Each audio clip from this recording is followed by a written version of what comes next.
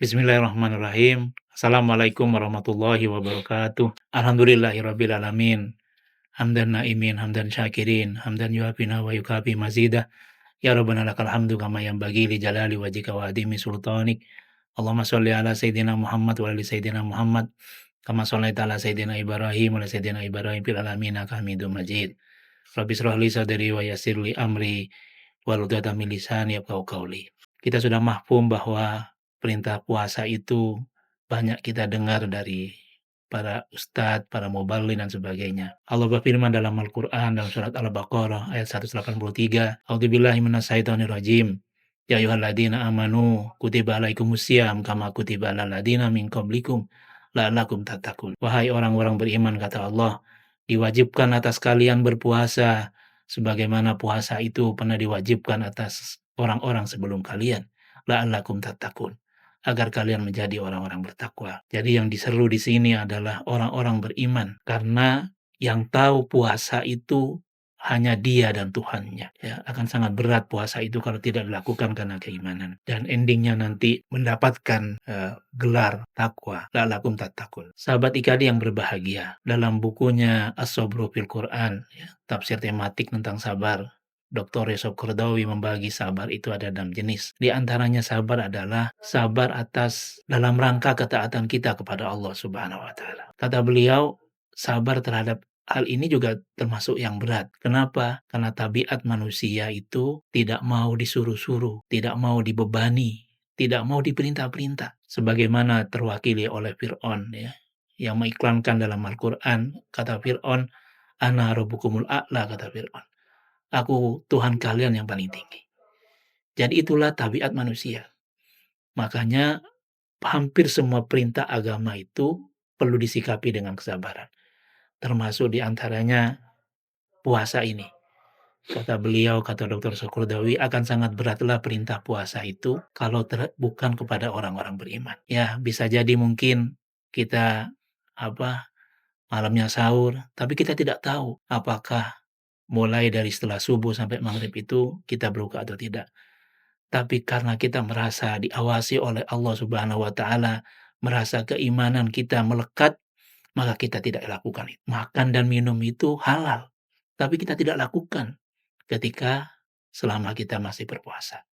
Itulah pentingnya keimanan kepada Allah Subhanahu wa taala. Selanjutnya kata beliau, akan sangat beratlah perintah sholat itu bagi orang-orang yang malas, karena ibadah sholat itu ada ibadah terkait fisik. Yang ketiga, akan beratlah kata beliau perintah zakat, infak, sedekah itu bagi orang-orang yang pelit, karena mungkin bisa jadi secara kasat mata perintah zakat, infak itu berkurang secara harta, secara kasat mata, tapi di sisi Allah Subhanahu wa taala berlimpah. Sahabat IKADI yang berbahagia, salah satu makna dari zakat itu adalah an-numu, nambah.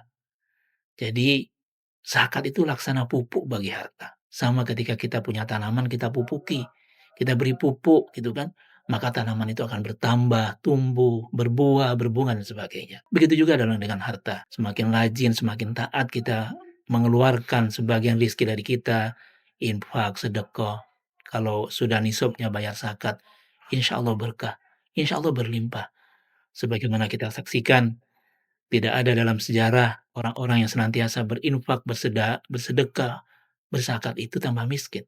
Tapi sebaliknya, dia akan tambah kaya. Begitu juga kata beliau, akan sangat beratlah perintah haji itu bagi orang-orang yang malas dan bagi orang-orang yang kikir. Karena ibadah haji itu adalah ibadah badaniyah, ibadah mal, ya, sehingga membutuhkan persiapan yang sangat matang. Contohnya sekarang di bulan Ramadan ini, kalau sahabat IKADI mau umroh saja, umroh itikaf, hampir kalau nggak salah harganya 48 sampai 50 juta. Berarti perlu disiapkan kan, perlu harta untuk bisa menunaikan ibadah puasa, ya, itikaf, umroh itikaf ke Masjidil Haram, ya, ke Mekah atau dan Madinah. Sahabat IKADI yang berbahagia, itulah esensinya, bahwa dalam ibadah itu perlu sabar kita. Kita harus menekan, ya, nafsu kita. Janganlah semua ibadah itu dianggapnya beban. Ya, mungkin pertama kali seperti itu. Tapi lakukanlah ibadah itu karena kebutuhan. Sama juga kalau kita lapar, kita butuh atas makanan.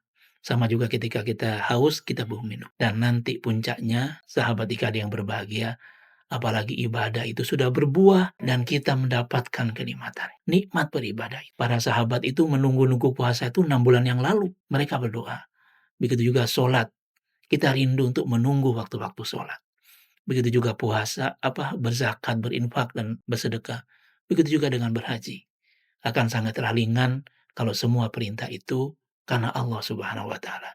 Kita lakukan dengan sabar dalam rangka mencari ridho Allah Subhanahu wa Ta'ala. Sahabat IKD yang berbahagia, itulah salah satu materi yang dapat saya sampaikan terkait puasa dan sabar. Semua perintah Allah itu pasti mendatangkan maslahat bagi kita. Begitu juga semua larangan Allah itu kalau kita langgar, kalau kita tidak patuhi akan mendatangkan keburukan. Maka marilah kita berazam semua ini kita lakukan ikhlas karena Allah Subhanahu wa Ta'ala, dan kita mencontoh sebagaimana Rasulullah SAW memberikan syariatnya kepada kita. Sahabat ikhlas yang berbahagia, itu mungkin penjelasan kultum singkat terkait puasa dan sabar, sehingga kita mampu melaksanakannya dengan keimanan, sehingga kita merasakannya kenikmatannya, sehingga kita akan mendapatkan nilai ketakwaan, dan kita akan rindu dengan puasa ini setelah kita menjalani puasa 1 bulan penuh. Rindu datangnya bulan Ramadan kembali. Demikian kultum singkat yang kami sampaikan. Kalau ada benar datang dari Allah Subhanahu wa Ta'ala, kalau dari kurang saya pribadi, astagfirullahaladzim. Wassalamualaikum warahmatullahi wabarakatuh.